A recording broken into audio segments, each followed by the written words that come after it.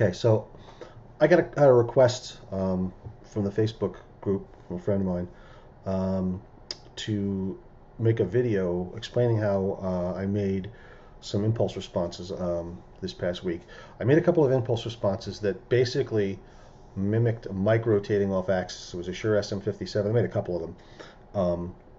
And how we could make an EQ curve, or how we could make an impulse response that would simulate that microphone rotating off axis to soften the microphone. It's sort of a thing it's a common studio trick that people use, especially with like dynamic mics, SM57s and whatnot, because if you rotate it off axis and away from the center of the cone, it softens some of the really harsh high end. So I made an IR to simulate that, and I'm going to show how I did it. One of the ways you did it. I did a couple of different ways, and I'll just show one of them today. I work in Logic, and I got a program set up here, a Logic project, and on this channel here, I have a sweep file. Now this is a sweep file that I generated using Apple's impulse response utility. I basically just did an audio sweep and tracked it into Logic and saved it as a file, so I have an audio sweep file that I can call up at any time. So on this track, what we're going to do today, just because it's quick and easy, is I'm going to use Logic's Amp Designer software, but you can use Wall of Sound, you can use Guitar Rig 5, Overloud, whatever you wanted, whatever cabinet software that you wanted to use, you could use, as long as you can isolate just the cabinet. So this one, we can do this using transparent preamp, they call it. So what we have set up here is just basically a transparent preamp. It's not supposed to color your sound.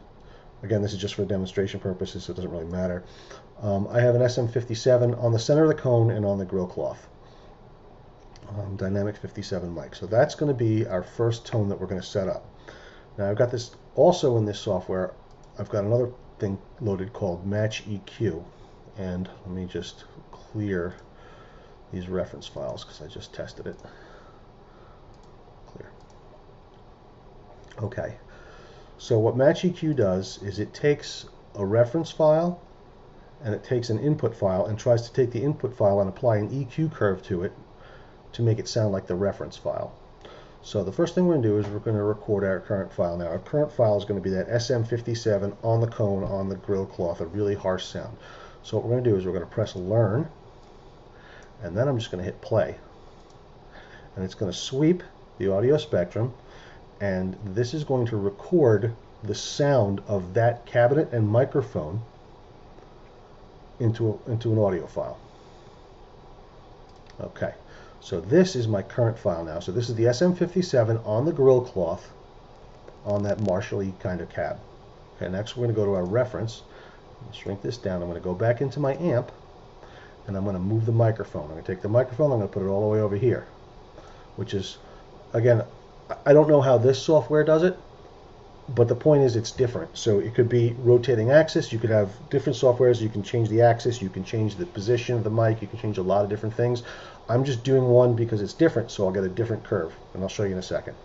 So we're going to move this all the way out to the corner here, so this will be the most different, so it'll be the most apparent.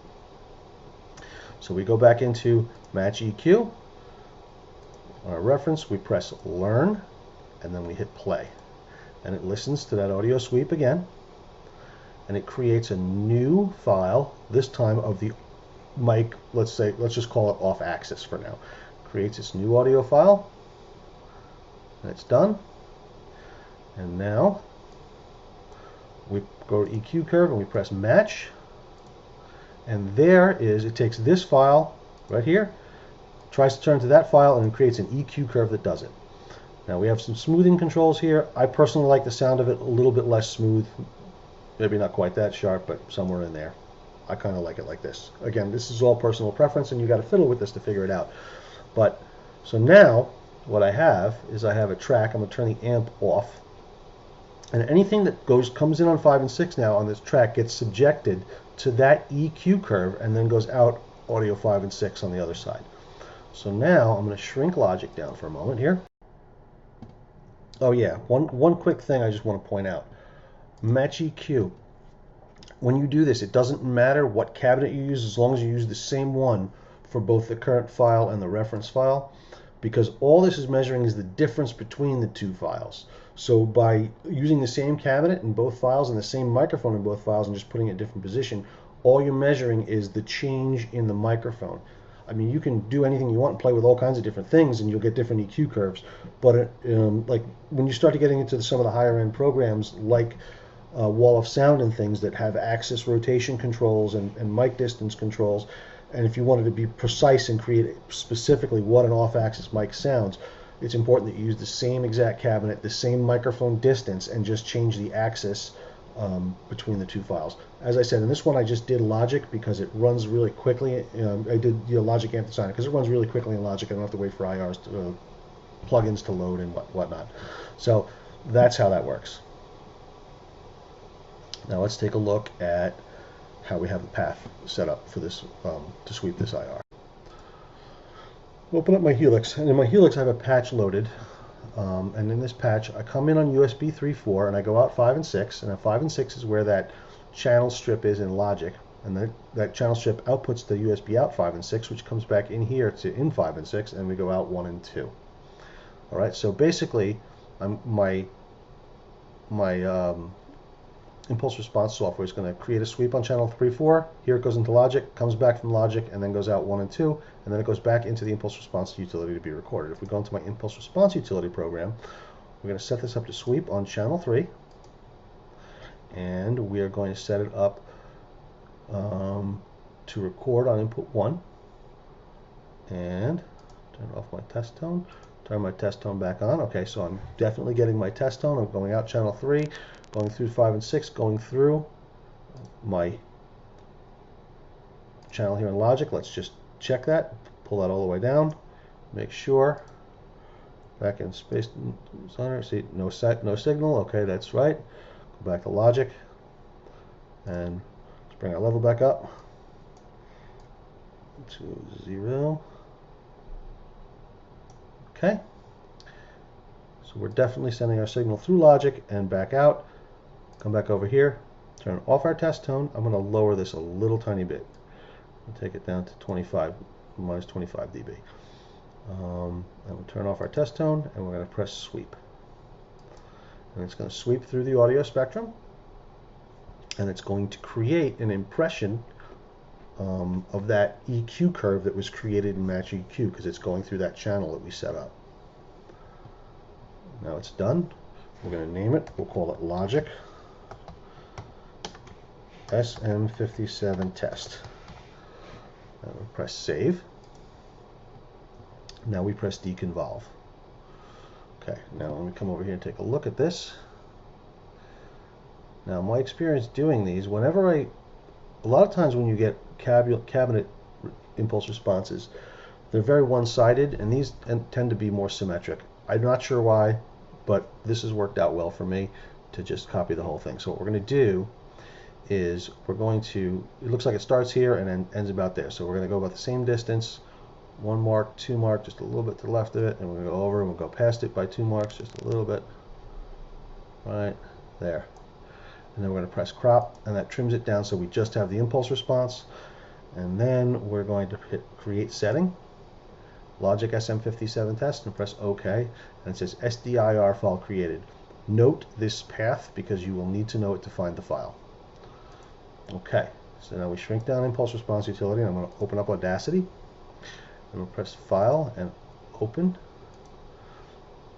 And since I've used this before, it knows the path, so it goes right here to my impulse responses folder, and Logic SM57 test SDIR. We're going to press Open. That's the file we just created, and it loads in here. Now it's in here, it's just tiny. If we go take a look at this, if I can zoom in on this, there it is. It's a very, very short audio file. So we've got our file. Now we're going to press File. We're going to press Save Other, Export as Wave. SM57 test.wave. Press Save. Press OK. And out it goes. Shrink this down. No, we don't need to save the changes. Go back up to HX Edit. Let's go to our IR test program. We're going to go into Impulse Response Impulses, and I'm going to load this into, I have an empty spot in 34. So we're going to take this, we're going to load it into 34 right here. Okay, and then we're going to go to this impulse here, and we're going to go to 34, which is our Logic SM57 test.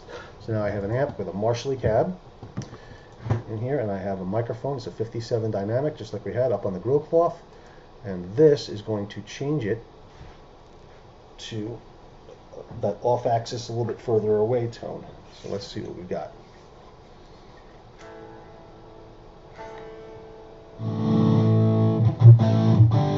And that's with the impulse off. That's with it on.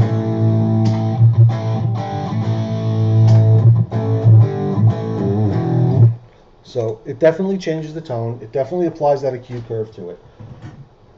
Now you can get real technical. You can spend a lot of time going through in Logic and playing with different EQ curves, different microphones, different amps. I've applied this, I've taken this F57 off-axis microphone curve and applied it to different microphones. It's just a play with it thing until you find out what you like, but you can definitely create those off-axis type of tones, and it's a way to do it without having to use that split crossover dual path, which takes up a lot of, not so much DSP, but it takes up a lot of space in your patches, and sometimes it's not always possible, especially if you're running two cabinets. Here you can run one cabinet off axis and one cabinet on axis, basically by applying the EQ, the IR to just one of the paths.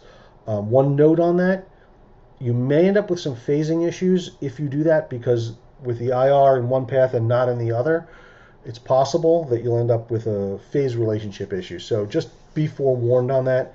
You possibly could correct that using the mix knob on the mix slider on the IR.